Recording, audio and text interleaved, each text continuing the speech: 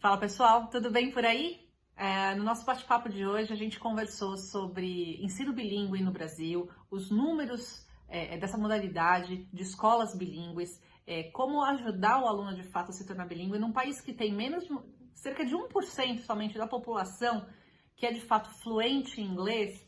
A gente tem um campo muito grande ainda para trabalhar. E é necessário trabalhar esse campo, a gente precisa aumentar esses números. E a educação, a escola bilíngue é uma ferramenta, é um caminho, mas é o melhor caminho? Quando que a gente pode usar esse caminho? Quando que a gente não deve usar esse caminho? A gente vai ter um papo muito legal hoje com um especialista nesse assunto e vai rodar para vocês a partir de agora, depois da nossa vinheta. E se você gostar, já se inscreve no nosso canal, deixa o seu like para ajudar esse vídeo a ser visualizado por mais e mais pessoas e compartilhe o vídeo também. Um beijo, até a próxima!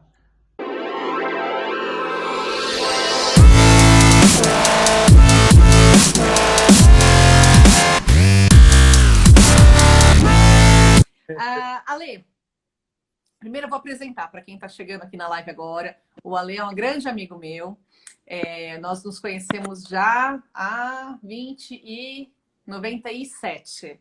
Nossa. 1997, 23 anos. Você tinha cabelo, você era jovem. Eu tinha cabelo, madeixas, né? Madeixas longas. Pois é. E aí nós fizemos grupo de teatro em inglês, junto com a Lola, que está aqui online também. E aí depois também seguimos esse caminho de professor. E o Ale, ele tinha cabelo, a Lola falou, tinha mesmo. Ele é professor de inglês, certificado também Cambridge. Ele é examinador dos exames de Young Learners, né, dos exames de Cambridge, do speaking. E ele foi um consultor pedagógico também da International School, nessa parte de implementação de programa bilíngue. Então, hoje eu convidei ele, gentilmente, ele aceitou, para a gente bater um papo sobre essa questão de educação bilíngue, né? Porque não só é um assunto que eu acho que é bastante pertinente e é um assunto que eu acompanho de perto, porque não só a questão da gente como mãe, mas como professora também, né? E nos últimos anos, eu até botei uns dados aqui de uma pesquisa que eu fiz, nos últimos 5 anos, houve um aumento de quase 10% no número de escolas bilíngues no país, tá? Então, houve essa explosão. Às vezes, aquela coisa, a gente começa a perceber que nos bairros estão aparecendo, que era uma coisa antes só de grandes centros. Hoje a gente já começa a perceber em bairros aparecendo escolas, grandes, menores, algumas redes de franquias de escola bilíngue, né, popularizando, crescendo bastante. No Brasil, são 184 mil escolas no Brasil, tá? Dessas 184 mil, 40 mil são instituições de ensino privadas. E entre as privadas, cerca de 3%, isso é um dado da Associação Brasileira de Ensino Bilíngue, da ABEB, só 3% dessas 40 mil escolas oferecem algum tipo de programa bilíngue, tá? Então, é um número ainda muito baixo, até em comparação à Argentina e Uruguai, é um número inferior, e também considerando a população adulta falante de inglês, né? Fala que menos de 5% da população brasileira fala inglês. Só que desse percentual, estima-se que 1% somente seja de fato um falante fluente. As pessoas que conhecem inglês, muitas delas já tiveram contato na vida, porque inglês tem na escola, né? É obrigatório na escola pública a partir da 5ª série. Então, toda criança, toda pessoa que já estudou, que passou da 5ª série, já teve alguma forma de contato com o idioma. Só que é muito pouco ainda a quantidade de falantes de inglês. E aí a gente tem um gap. Para nós, professores que trabalhamos com isso, a gente tem ainda um longo caminho aí para ajudar a tornar, de fato, a população bilíngue. E aí, nessa onda mais recente agora, a gente tem essa informação, essa pulverização aí, né? Popularização de escolas bilíngues. E aí a gente tem a questão que às vezes confundem os pais, escola bilíngue, escola internacional e programa bilíngue em escolas regulares, né? E o que é isso, né, Ale? Você que já trabalhou também bem de perto com isso, é isso que eu queria que você ajudasse a gente a entender com um pouco mais de detalhes.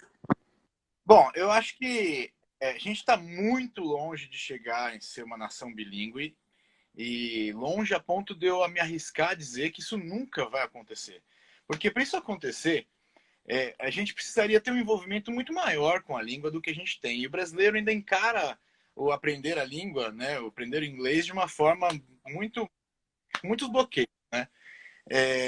Outra questão é a questão da fluência. Eu vejo que a palavra fluente ela é utilizada de uma forma errada, porque o brasileiro tem medo de se arriscar muitas vezes e ele acha que ele tem que falar como um nativo. Essa é a noção de fluente. Se você perguntar para a maior parte das pessoas, que se você perguntar o que é uma pessoa fluente, ele vai falar para você, ele vai te dar uma descrição de uma pessoa, de um nativo, sendo que não é isso, né? As pessoas querem ter CPI, para quê? Para que a pessoa quer ter um CPI? Depende, a pessoa é uma professora, ela é um estudante da língua, né? Então, tudo é uma questão de níveis. Então, alcançar a fluência está muito mais ao nosso alcance. É só uma questão de a gente estar mais envolvido. As escolas bilíngues, elas estão proporcionando que as pessoas agora estão olhando para isso com outra visão. Elas estão percebendo a importância do inglês e estão fazendo com que seus filhos tenham contato em fases mais, né, cedo da vida com a língua inglesa. E isso talvez tenha um efeito positivo no futuro, quando essas pessoas, né, que são de uma geração mais nova, como é que é o nome da geração? São os nativos digitais. Nativos digitais, né? Eles vão, diferentemente da gente, que muita gente teve contato quando foi começar a fazer curso. Hoje em dia o inglês está aí, é muito fácil esse acesso. Então, acho que isso pode ter um efeito legal no futuro. O que eu acho que acontece muitas vezes é que há um abuso, né? Um exagero, porque como está na moda, é aquela coisa do que está na moda, né? É a paleta que chega e você paga R$ 35 num picolé, aquela coisa toda, né? Então você acaba sendo iludido por uma coisa, por uma fantasia ali, uma coisa maravilhosa, sendo que às vezes não é tudo isso. Exatamente. Essa questão, né, Mas a o que se espera... Oi, Oi? desculpa, te cortei. Não, o que se espera que seja uma escola bilíngue? Até de acordo com a ABEB, a Associação Brasileira das Escolas Bilíngues, uma escola bilíngue ela tem que ter 75% do programa em inglês e 25% do programa na língua nativa, isso pelos primeiros anos, né, para a educação infantil, os primeiros anos da educação do ensino fundamental, e posteriormente, quando chega no ensino médio, é 25% versus 75%, né? Então, existe essa orientação, mas não é uma determinação, né? Eu acho que cada escola faz meio que do seu jeito. Quando a gente fala em escola bilíngue, é exatamente o que você falou. Existem vários tipos de... existem vários formatos. Existem as escolas bilíngues, existem as escolas internacionais, que são escolas que seguem o calendário de outros países. Existem as escolas com programas bilíngues, né? Atualmente, eu trabalho nesse modelo. A nossa escola tem um programa bilíngue, onde os alunos têm uma exposição maior ao inglês, né? Durante aquele período, eles são expostos, né, ao inglês em carga intensa, mas não é uma escola bilíngue, né? Então, isso se assemelha ao que acontece dentro de escolas de idioma. A abordagem é que às vezes é diferente e é muito importante que hoje em dia a gente esteja falando sobre CLIL, porque o CLIL ele é uma ferramenta, mas ele não é a ferramenta. Explica o que é CLIL, que nem todo mundo sabe. Até a sigla, o que é, né? Para quem está aqui acompanhando outros professores também. CLIL significa Content and Language Integrated Learning, que significa a abordagem, né? Você integra o conteúdo e a linguagem de uma forma unificada. Enquanto a gente fala de... Só um segundo, gente. Travadinha aqui.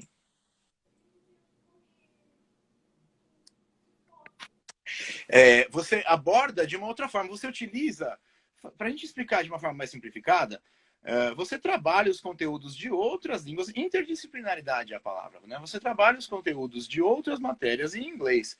Porém, o foco não é você aprender o inglês, é você aprender a outra matéria, é você aprender o inglês. Você está utilizando o inglês como ferramenta de comunicação. Porque o aprendizado, a aquisição de língua é uma questão de comunicação, né? quando você está se comunicando, está relacionado com o que eu estava falando anteriormente, que é a questão da fluência. Quando você fala em bilinguismo, uh, são duas línguas integradas. A inserção de palavras da língua portuguesa durante o discurso ali no inglês é ok, é aceitável. E isso seja talvez uma diferença de mentalidade que as escolas que utilizam a metodologia do CLIO tenham contribuído para as escolas que não utilizam CLIO, né? As escolas que são de EFL ou ESL, né? English as a Foreign Language or English as a Second Language, tenham feito. Porque você consegue abordar de uma forma mais meaningful, né? É difícil a gente falar sobre essas coisas em português, porque às vezes são os termos que vêm em inglês, né? Perdão. É mais significativo para o aluno, né? Então, quebra aquela coisa do tipo, sorry, I don't understand. Can you say that in English? Você pode falar, né? Você tem que pedir para que o aluno fale inglês, só que não bloqueando a língua nativa. A língua nativa é parte da comunicação. Então, isso é muito comum da gente ver nos Estados Unidos, com o contato que eles têm com o México, nas regiões ali onde tem a integração desses dois países, é muito comum as pessoas falarem metade em espanhol, metade em inglês, né? E se entenderem muito bem. No Brasil, a gente vive numa bolha. Por isso que eu digo que aqui nós nunca seremos bilíngues sequer com espanhol. A gente tem que se preocupar em ser bilíngue com espanhol antes de ser bilíngue com inglês, sabe? E no Brasil, as pessoas sequer acham que elas falam espanhol, mas elas não falam espanhol, né? E muitas pessoas acreditam, colocam no currículo, vão lá, estragam o mercado para 1000 outras pessoas, né? Porque aí as empresas deixam de olhar para brasileiros e olham só para outros sul-americanos, para cargos, né, grandes, por esses motivos, né? Que, enfim, não vale a pena tocar aqui, mas o bilinguismo está longe ainda. Eu acho que estamos num processo de internalização da necessidade do inglês como língua internacional, né? E as próximas gerações tendem a ter, eu acho que, mais sucesso em aprender a língua inglesa do que as gerações mais antigas, porque o contato é muito mais frequente hoje em dia. É uma análise que eu faço também, né? Assim, o inglês, ele começou a ser ensinado nas escolas a partir da década de 80, né? Então, vou falar que a nossa geração, nós que nascemos de 80 para cá, que a gente começou, parece que desde sempre o inglês foi ensinado nas escolas, mas não, as gerações da década de 70 não tiveram esse aprendizado. Então, tem muitos adultos que, de fato, só vieram a ter contato com o inglês muito mais, numa idade muito mais avançada. Né? E outra questão, que também é uma análise que eu faço, tá? É o fato de que, por exemplo, nas escolas, os professores, muitas vezes, que dão aula em escolas regulares, eles são formados em letras, mas muitos deles só têm a habilitação para dar aula de inglês, mas não são fluentes em inglês. Então, eles têm uma autorização para dar aula, e, infelizmente, esse número de profissionais que atendem essa demanda burocrática é muito grande. E eles fazem... Vale, né, Fabi? Profissionais habilitados na questão da capacidade, mas que não têm uma licenciatura e, por isso, não podem atuar nessa área em, né, milhões de... Eu vou falar que, por exemplo, é o meu caso. Eu não sou formado em letras. Né? Eu tenho formação... Você tem pós. Você é publicitário com pós-graduação em língua inglesa. Né? Então, você tem a pós. Eu não tenho. Eu tenho outros cursos. Mas a gente, assim, quando a gente também vai selecionar professores na escola, a gente se depara com isso. Muitas vezes o professor que ele vem habilitado aos olhos de uma demanda burocrática não tem um inglês tão bom quanto, de repente, alguém que teve uma vivência no exterior, que depois se especializou para dar aula de inglês. Também é outra coisa importante. Não é o fato de você falar inglês que significa que você pode dar aula. Todo mundo que mora fora, às vezes fala assim, eu morei fora e sei dar aula de inglês. Não, são coisas distintas. Você falar inglês, você ser professor de inglês... Professor nativo, isso é uma coisa, isso é outra falácia, né? Eu também falo, eu tenho modéstia de falar que eu não saberia dar aula de português. Eu já conseguiria ensinar alguém a falar português. Entendeu? Eu não conseguiria. Mas, enfim, é essa questão. Então, assim, há uma geração e há uma questão muito grande, muito importante, de que as crianças muitas vezes têm contato, os jovens, né, os alunos têm contato com professores de inglês. Acho que existe esse trauma no sentido de que, nossa, eu passei a minha vida inteira e eu não consegui aprender inglês ainda, porque, de fato, o inglês, da maneira que ele sempre foi ensinado nas escolas, de uma maneira obrigatória, é bem mais fraco. E aí abriu espaço para as escolas de ESL e EFL para fazerem um trabalho, consolidar essa base. E aí você tem essa disparidade grande entre quem pode fazer um curso extra de inglês e quem não pode. E aí também a gente chega no ponto da questão agora das escolas particulares estarem investindo em programas bilíngues, aumentar a carga horária, mas também não se basta aumentar a carga horária, né, Ale? A gente sabe assim, tem muita escola que está metendo as caras em aumentar a carga horária, mas às vezes achando que ter um programa bilíngue é só aumentar a quantidade de exercícios. Tá? Eu tive pessoalmente uma situação dessa, né?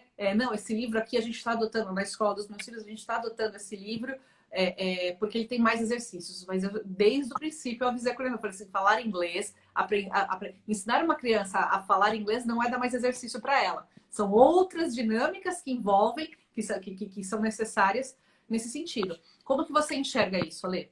Até pelo trabalho que você faz dentro de escola regular também. Não basta você aumentar o número de horas.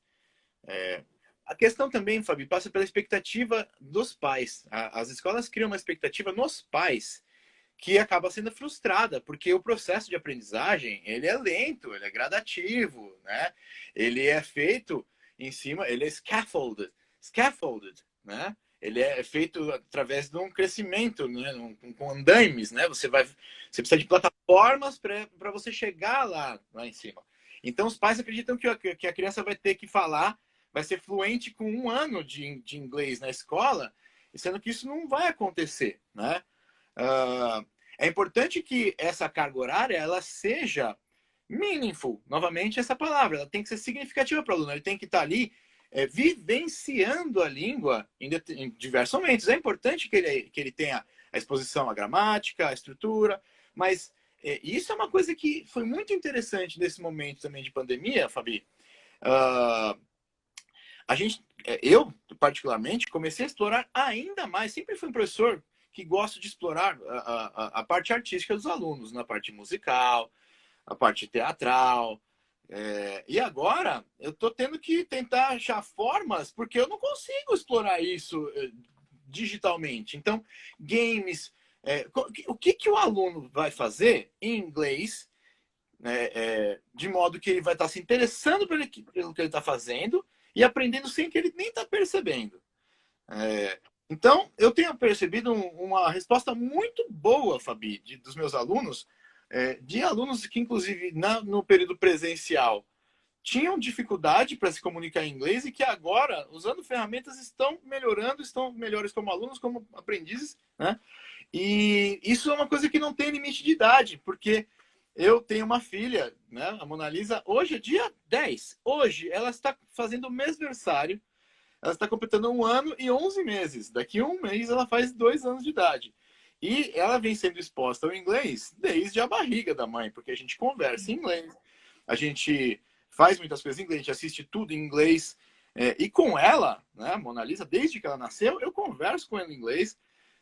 Então ela já entende muitas palavras. A primeira palavra dela, uma das primeiras palavras, a primeira cor dela foi purple. Foi uma das primeiras palavras que ela aprendeu a falar depois de mamãe e papai, foi purple, né? E azul. Então ela já está sendo exposta de uma forma, né, na vida, no dia a dia dela. É só um exemplo para você ver que a gente tem que tentar colocar nos nossos alunos atividades que vão fazer com que eles se interessem. E isso vai fazer com que eles aprendam. Mas isso, de certa forma, parece-me até óbvio falar isso, né? O que essas escolas, me parece, não todas, tá? Sem generalizar, existem muitas escolas fazendo trabalhos magníficos na questão do bilinguismo. E empresas também, né? Você mencionou que eu trabalhei na International School. É uma empresa que realmente foi muito... Eu tenho orgulho de dizer que trabalhei lá, porque eles fazem um trabalho realmente muito legal, com foco muito geral, assim, sabe, de cidadania e construção do cidadão. É muito legal mesmo, trabalhando com pilares da Unesco. É um trabalho muito embasado, muito legal. Mas tem escolas realmente que fazem um negócio mais, né, só para ganhar dinheiro, colocar ali uma carga horária aumentada ou vender um material super caro. Eu acho que passa pelo professor, passa pelo coordenador da escola, mesclar, Fabi. E é que eu, né, tenho pensado muito desde que a gente começou a falar sobre essa live, sobre metodologias e o que é bom e o que é ruim, o que defender, o que fazer. E eu chego a uma conclusão que é uma coisa que eu sempre pensei, que a gente tem que sempre achar meio termo para tudo e achar o positivo e o negativo de tudo e absorver isso e utilizar da melhor forma. O CLIO não é a única forma, o ILT não é a única forma. Existem 1000 formas, né? Existe neurolinguística, existem N formas, N metodologias de se aprender. E se você e aprendizes também, né? Dicas de passagem. Cada pessoa vai se adaptar a um método. Tem gente que vai gostar de tela particular, tem gente que vai odiar, tem gente que vai gostar de fazer aula em turma, tem aluno que vai gostar. Eu vejo alunos que têm aptidão desde criança e vejo alunos que não têm aptidão. Por mais que seja mais fácil aprender, quando criança aprende mais fácil. Tem alunos que têm dificuldade de aprender inglês, né? Então, é importante que a gente absorva o melhor de tudo, de todos os métodos. Se a gente for pensar no que é o melhor, né? O melhor é a gente não se fechar para nada, né? Mas Sim. Eu concordo com você que tem algumas escolas que apenas aumentam a carga horária do inglês e acabou, né? E o Renata falou assim, as metodologias são sempre adaptáveis. Sim, a gente tem que entender. Por isso que eu nunca acreditei numa questão muito engessada. Às vezes, né, eu estou lidando com alunos e são indivíduos, são pessoas diferentes e têm facilidades e dificuldades diferentes, né? Então, quando você fala assim, olha, é assim que tem que ser feito, muitas vezes franquia faz isso, né? É assim que tem que ser feito. Às vezes você acaba não conseguindo abrir um pouco o leque para tentar abraçar esses alunos que fogem dessa linha reta, que muitas vezes é colocado. E a Esse educação é isso, né? foi o motivo, Fabi, de eu ter desistido da escola que eu tive. Você teve uma franquia, né? Eu tive uma franquia e foi uma experiência maravilhosa, na verdade, para me ensinar demais sobre gestão de escola, sobre todas as áreas de uma escola. Foi realmente muito boa essa experiência. E eu ainda brincava no começo, né? Quando eu estava estudando para abrir a escola, se eu abriria uma franquia ou se eu abriria a escola do tio Alê, como eu sempre brinquei, né? E a escolha de uma franquia porque achei que o know-how, uh, o fato de eu pegar uma escola, eu não peguei do zero, né? Eu comprei uma escola que já estava estruturada, ela já tinha uma carteira com cerca de 60 alunos quando eu comprei. E naquela época me pareceu a escolha adequada, porque e foi a escolha adequada, porque me ensinou muito. Hoje eu falo que eu gostaria de ter aberto a escola do tio Alê, mas eu falo isso baseado nos conhecimentos que eu tive hoje. Porque acontecia comigo exatamente o que você falou naquela época, né? E a minha especialidade é o ensino de adultos. Trabalho com as crianças desde sempre, porque gosto muito, mas a parte acadêmica sempre foi voltada mais para os adultos, né? E lá eu tinha que utilizar a metodologia que eles me obrigavam, me forçavam a utilizar, e não tinha nenhuma margem para eu poder dar ali os meus pitacos, e eu dava mesmo assim, porque não tem como, né? Então eu fazia isso nos cursos avançados, porque a escola só tinha cursos ali até um nível no máximo intermediário, né? Era cursos essas escolas de inglês para 18 meses que levam um aluno ali no intermediário alto, uma fluência, mas que não é um nível nativo. Vai se virar, vai se comunicar. Muitas vezes os melhores É alunos vão. independente, mas não é proficiente. Isso, não, com certeza não, né? Bom, dependendo de. Eu tive alunos que saíram proficientes, não, mas com um nível bem avançado em cursos curtos, assim, né? Mas até divaguei e acabei perdendo a linha do raciocínio que eu estava falando. Os alunos que tinham nível mais avançado, eu fazia com as turmas avançadas, né? A minha esposa D, né? Tá aqui que não me deixa mentir, foi sempre bastante cobaia. Sempre participei de cursos avançados, eu pegava e fazia coisas um pouco fora ali, para poder inserir um pouco do meu, mas ainda assim não era exatamente, né, o que eu queria. E isso engessava muito o meu trabalho, porque eu gosto muito de usar a criatividade e sair da caixinha do material, mas você tem que, como professor, e isso é fundamental para o professor, né? Acho que você fez uma pergunta para mim sobre o que é mais importante. Eu acho que o mais importante é o professor, de tudo. É o professor estar habilitado. E você perguntou uma coisa legal que é para a gente discutir. O professor tem que ser fluente? O professor tem que ter um nível muito bom para dar aula? Sim. Sim. sim. O professor tem que falar e tem que entender? Sim. O professor tem que saber a gramática? Sim. O professor pode dar aula só porque ele tem um diploma? Não. Mas o que a gente pode fazer, né? Exato. E aí a gente, assim, eu trabalho hoje também, né? Um dos braços da Countdown é a implementação de programa bilíngue, isso aí. A Countdown, na verdade, surgiu. Eu não fui para a franquia como você, Ale. Eu montei a escola da Tia Fabi. A Countdown, né? Porque naquela época também, quando eu ia montar, vou para uma franquia, não vou para uma franquia, aí eu tava nesse dilema mesmo. Eu falei, não, eu vou seguir. Então eu falo assim, às vezes o que a franquia te dá com know-how de vir já com as coisas prontas, com a Countdown eu criei tudo do zero. Eu falo, é um outro filho que eu tenho, né? Eu tenho meus 2 meninos e tenho a escola, que é um outro filho, a Countdown, que é um outro filho, mas com muitos erros e acertos você vai encontrando o caminho a seguir. Mas em termos pedagógicos, ela foi desenvolvida, claro, toda a metodologia, né? Todo o trabalho que a gente faz na Countdown, com toda a equipe, né? Desde o princípio, a Elisa que está aí, que está com a gente também, que foi coordenadora na Escola Santo André, o Renato que está aqui, que é coordenador aqui em São Caetano. Todo esse trabalho que a gente faz com toda a equipe, mas sempre foi com essa possibilidade de a gente adaptar.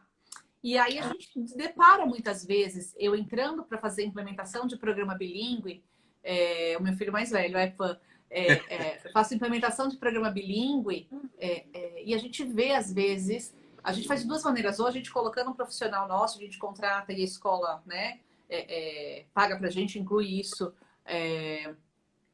no pacote aí, ou às vezes a gente faz só através de uma consultoria, a escola contrata a gente para treinar o professor, né? E muitas vezes a gente já pegou, por ser dentro de escola regular, precisa dessa habilitação em letras.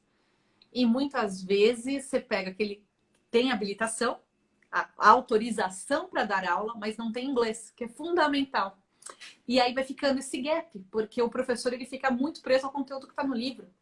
Ele não consegue muito além daquilo porque ele não fala, ele não domina. Então a gente tem essa questão de escola bilíngue e me preocupa bastante, ao mesmo tempo que eu acho que é muito importante, há uma preocupação da minha parte, eu acho que a sua também, de vários outros profissionais, se a gente tem profissionais realmente capacitados para desempenhar esse papel de formar um outro indivíduo fluente em inglês.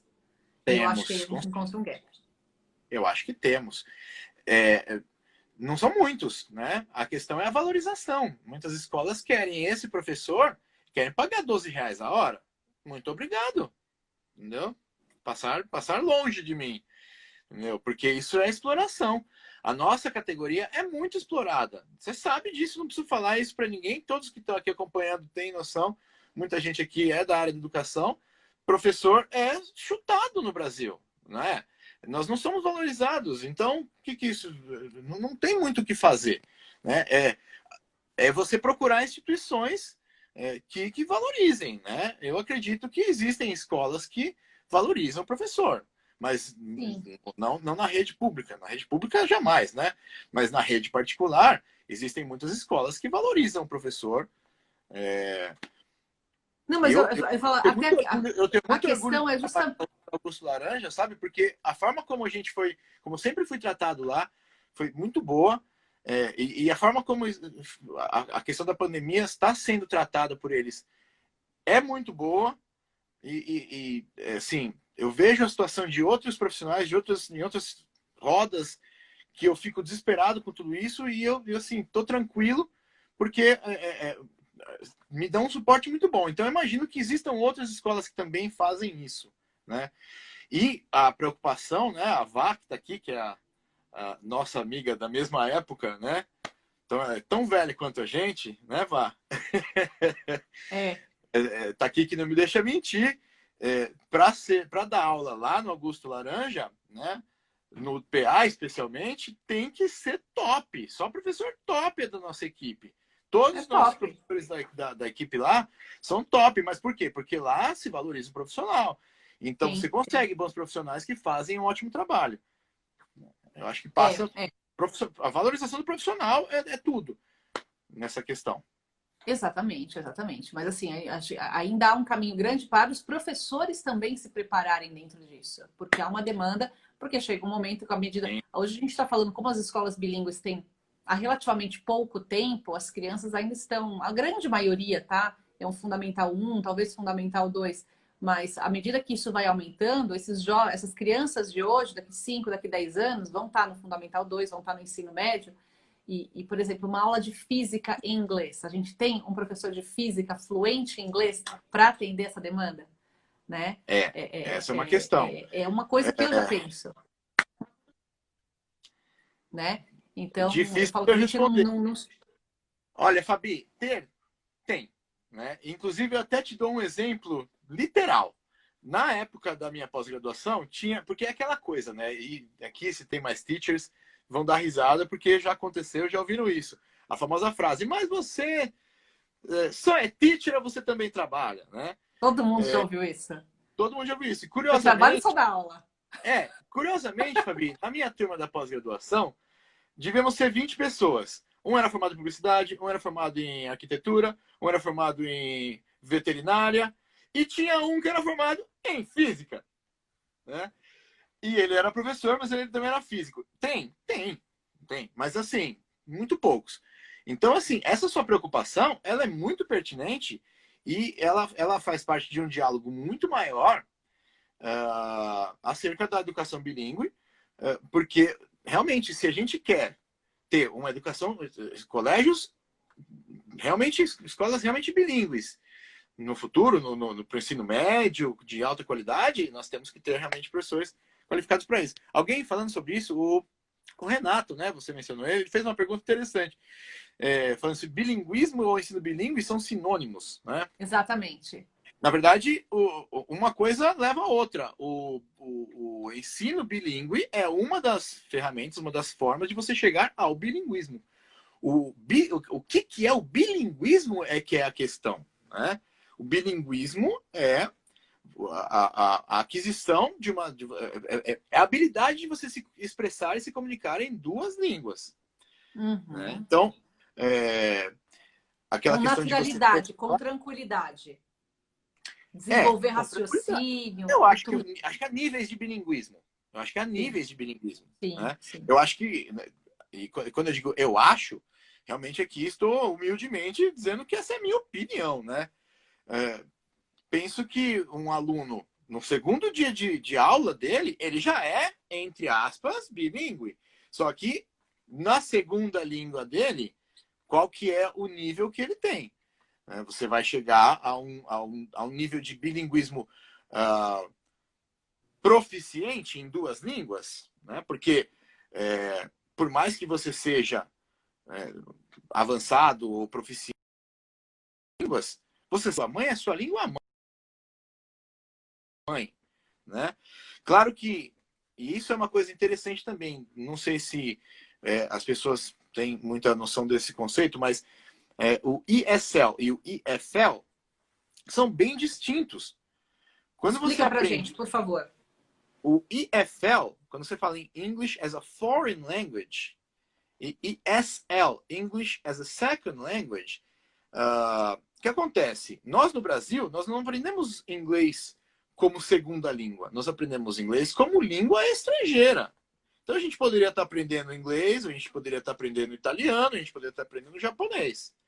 Né? Porque não é uma língua que faz parte do nosso cotidiano. Então, se você pensar em países como a Holanda, né? Que tem um contato ali, faz fronteira com a Inglaterra. Lá é muito comum ter a TV, programas de TV, programas de rádio da Inglaterra sendo transmitidos lá. Hoje, né, com TV a cabo, esse tipo de coisa, o acesso é muito mais comum e acessível.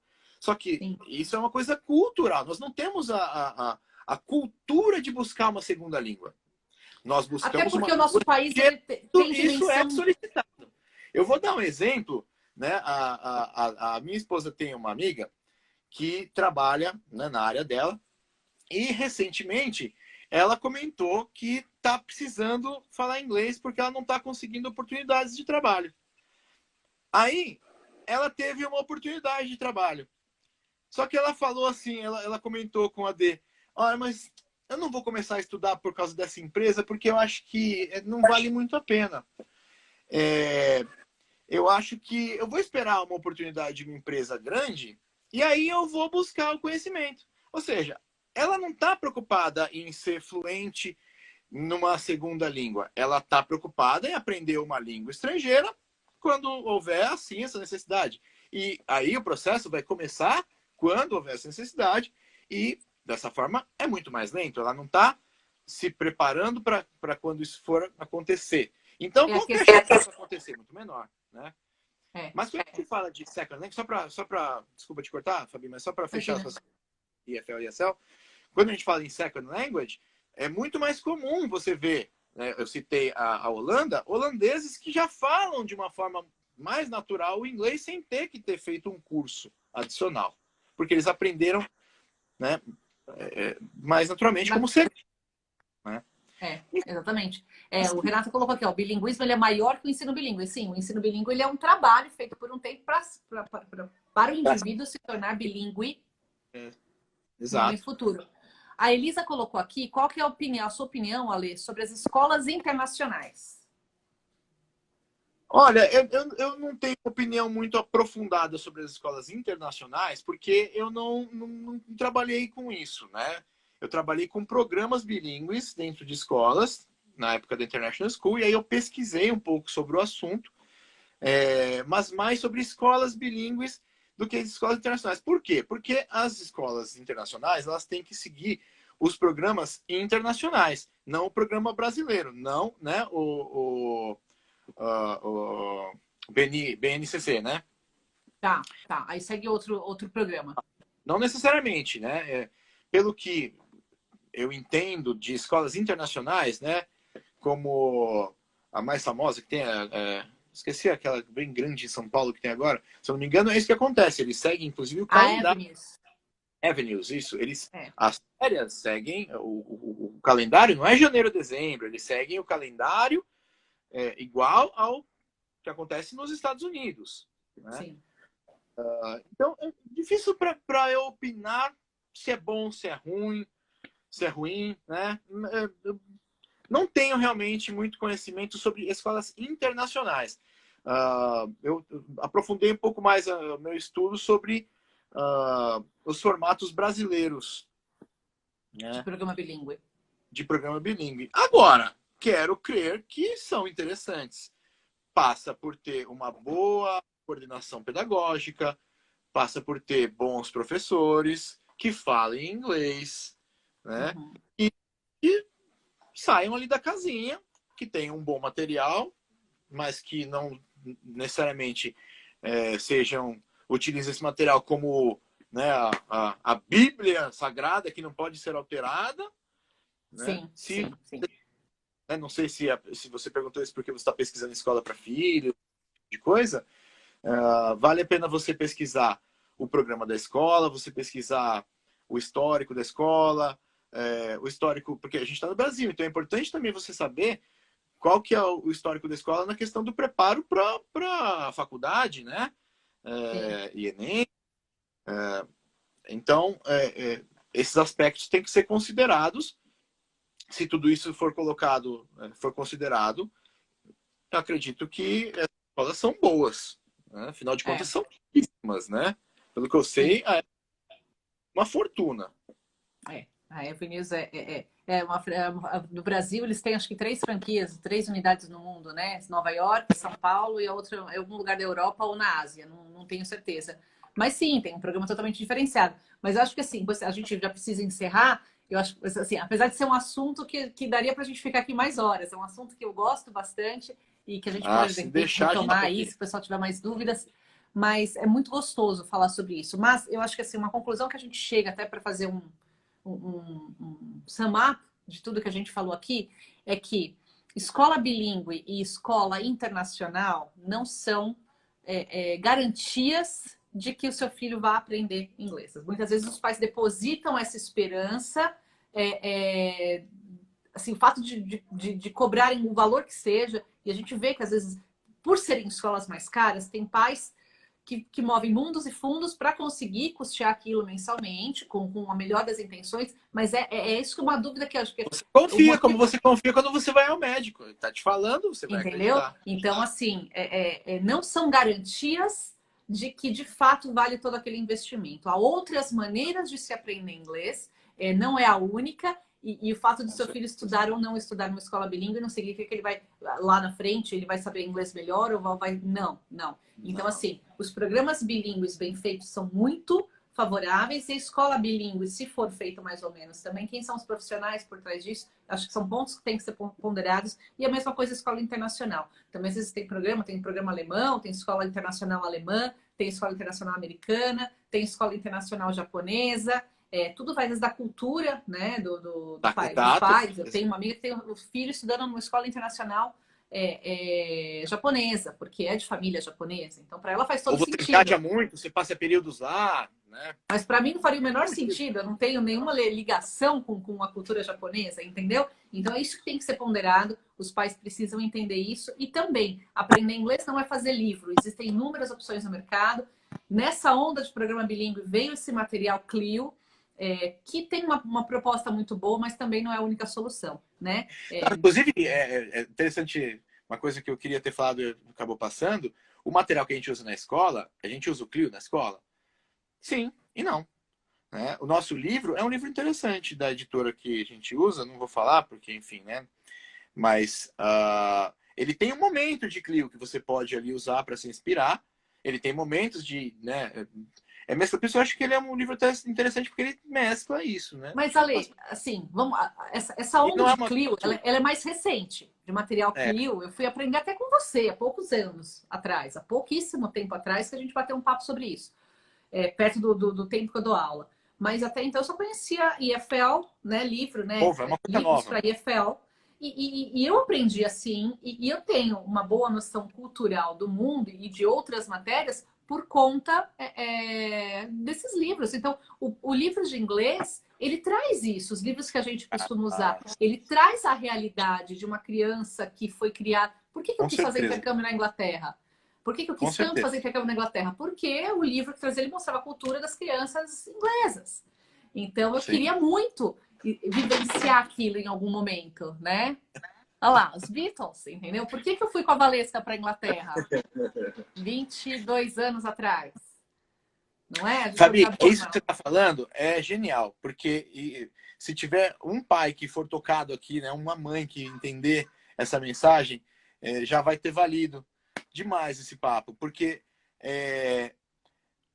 o que vale, o que é mais importante para que o seu filho aprenda idioma? É que você entenda que é importante que ele aprenda outro idioma. Então, você vai proporcionar para o seu filho momentos de aprendizagem. Na sua casa, você vai colocar desenhos em inglês. Aquele desenho que ele já viu 50 vezes. Você vai estimular, você vai falar palavras. Existem técnicas para você inserir o inglês no dia a dia, até para quem não fala inglês. Você vai colocar adesivos nas coisas com a palavra inglês, e aí você vai usar pequenas palavras no dia a dia. Isso é você usar Clio no dia a dia, entendeu? Exato. Sem você ser um professor. E você se preocupar em manter o seu filho numa escola, seja no método que for, na escola que for, desde que você confie na professora, que você confie na coordenação da escola e que você veja que está fazendo um trabalho honesto, que não está te explorando, não está te cobrando um material abusivo, ou que não está, entendeu? Tentando... de toda forma, se isso acontecer, você vai identificar, vai se preocupar em mudar, mas você não vai menosprezar a importância do inglês. E isso é a chave para que o seu filho aprenda inglês, porque ele vai estar sempre em contato com a língua. Como é que a gente aprende a falar português? Porque a gente ouve o tempo inteiro, usa o tempo inteiro. Mesma coisa. Mas tirar a pressão também, né? Os pais, principalmente os que não falam inglês, têm uma pressão muito grande com relação a quanto meu filho vai levar para ficar fluente. Eu não sei. Entendeu? Porque, primeiro, que não é uma competição. E ele não tá perdendo emprego, chance de emprego, porque ele tem 5 anos e não fala inglês ainda. Né? Então, calma! Calma, seu filho ele vai falar inglês. Na hora que ele precisar, ele vai responder, ele vai passar no vestibular, ele vai arrumar aquele emprego. Não vai ser pela falta do inglês. Né? Então, só vai ser pela falta do inglês se ele não estudar desde agora. Exatamente. Então estuda, mas não tem aquela pressa de que ele precisa aprender em um ano. Ou eu vou tirar Não, meu filho dessa escola, vou pôr naquela, porque ali, ó, as crianças dali com 8 anos já estão fluentes.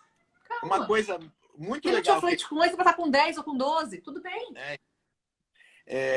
as provas, né? O programa que eu dou aula no programa extracurricular da escola.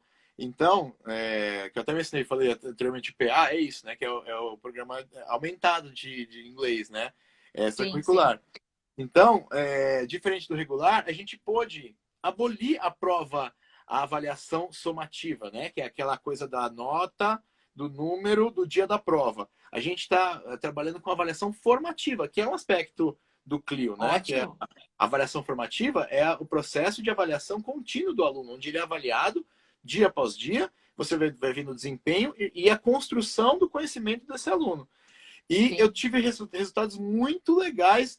Os meus alunos, eu propus a prova deles, foi um vídeo que eles tiveram que fazer uma apresentação pessoal, que eles não sabiam que estavam sendo avaliados, e todos fizeram vídeos impecáveis, falando em inglês, assim, e eles estão, estou falando de alunos do 4º ano do ensino fundamental, né? Tá. Então, assim, porque foi proposta uma atividade significativa, onde eles acreditaram, se envolveram, produziram de uma forma natural, autêntica, autônoma, que isso também é importante, você desenvolver a Sim. autonomia da criança, né? Então, isso foi muito interessante também, e um prazer compartilhar, inclusive, aqui isso com vocês. Ale, a gente tem muito assunto ainda para continuar aqui conversando. A Né? Vá colocou aí, ó, as demandas das crianças mudaram, hoje tem necessidades diferentes e muitos estímulos. Nossa função é mostrar os Totalmente. melhores caminhos para aprender no timing deles. Exatamente isso, né? Eu quero. Esse assunto, a gente vai ter que marcar uma outra sessão. Gostei muito de conversar com você. Quero saber se alguém tem Com alguma certeza. dúvida aí para escrever, ou se ficou alguma dúvida perdida aí, caso eu não tenha visto. E de resto, só agradecer, Ale, pela sua participação. Agradecer a presença de todo mundo Eu aqui. agradeço pelo convite, muito obrigado. E quando quiser, vamos fazer mais uma aí, vamos abordar mais assuntos e dar Vamos. pano para manga. Com certeza, com Tá certeza. bom? Obrigada, viu, Tô pessoal? fazendo meu Obrigada, Ale. merchan, se alguém quiser aulas particulares. Atualmente eu estou dando aulas particulares online. Se alguém quiser, pode Olá. mandar a mensagem para mim aí que a gente conversa. Eu quero aula de E violão, Ale. Eu vou fazer aula aula de de violão em violão, inglês. aula de violão a gente pode ver, tá? Em inglês. Se quem quiser aula de violão em inglês será. Quer saber uma próxima etapa, né? Meu sonho é ainda abrir uma School of Rock. Ser o novo Jack Black. É isso, Ale. Então Tá bom? vamos pensar nisso, vamos explorar essa Com ideia. certeza. Um beijo Muito para você, fica obrigado. com Deus. Valeu. Tchau, tchau. Beijo a Beijo, todos. pessoal. Tchau, tchau.